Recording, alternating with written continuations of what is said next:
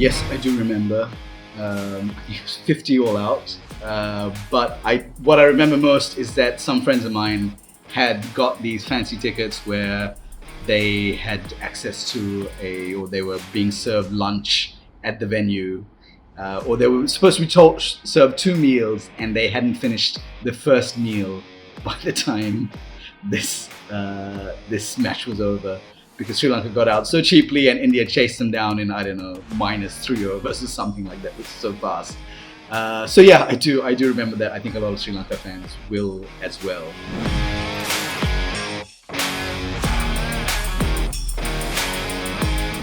It was hard, but I think most Sri Lankan fans have watched the decline of this men's team over the last few years. People have kind of got used to it. They've developed the calluses that are needed to withstand these kinds of performances. I think Sri Lanka have consistently been collapsing for such a long time. That was, even by their standards, a spectacular collapse. But still, it's not as if this is the first time Sri Lanka fans were watching an awful collapsing performance from the batters. So yeah, they'll be hurting. They would have been hurting, but it's not as if this was the first trauma inflicted.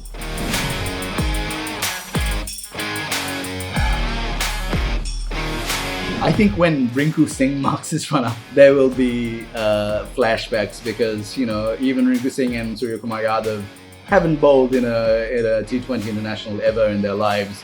Got 2 wickets apiece in the 1 over that they bowled at Sri Lanka. So I think pretty much anybody could put on an India jersey right now.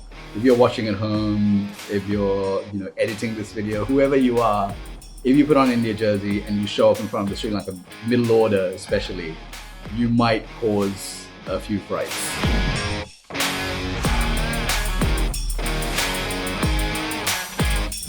I don't think it'll be fresh in the minds, because I think Sri Lanka have had serious collapses against Indian bowling units. Since then, they've had like 3 or 4. Just in the last week, we've had 3. I think it was 9 for 30 in the first match, 7 for 30 odd in the second match. And then the third match was even worse, because Sri Lanka absolutely should have won that game. And then we know what happened. They went to a super over and they tanked the last 30 balls of that match. So I don't think it's going to be fresh. It'll be in the back of their minds. Siraj is still a very talented, very, very good bowler in swinging conditions. If it's swinging, definitely, I think some of those same demons will come back.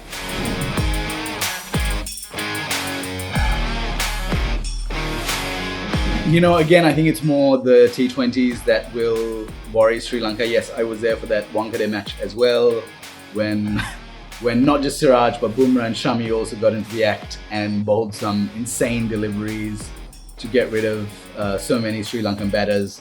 The batters, I think, will be thinking about it more than the fans, probably. Yeah, it's just Sri Lanka are specialists at collapsing to India at the moment. It's hard to come to any other conclusion.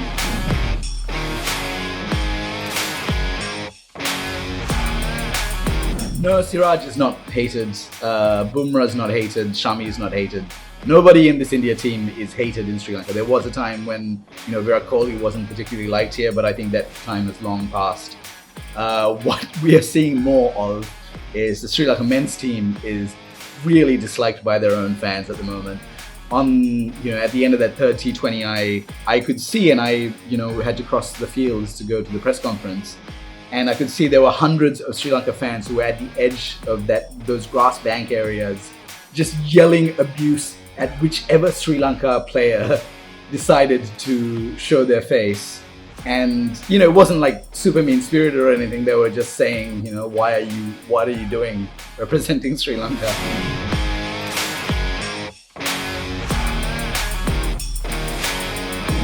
It doesn't even have to be that. It just has to be a competitive match against India where they do as well, as where fans can leave the stadium thinking the other team beat them, but Sri Lanka fought and did well. If that happens, I think Sri Lanka fans will be much more likely to just be okay with their team. It's not a fan base that demands ridiculous amounts of their players. They don't expect them to win every match they play. but they do expect them to show a bit of fight, show a bit of grit. If they win, then great. But if they even lose in a close and like hard fought match, even that is often enough. So I don't think that if they get past 50, people will be happy. But what's more important is feeling like that was a good representation of the best men's team Sri Lanka can put on the park.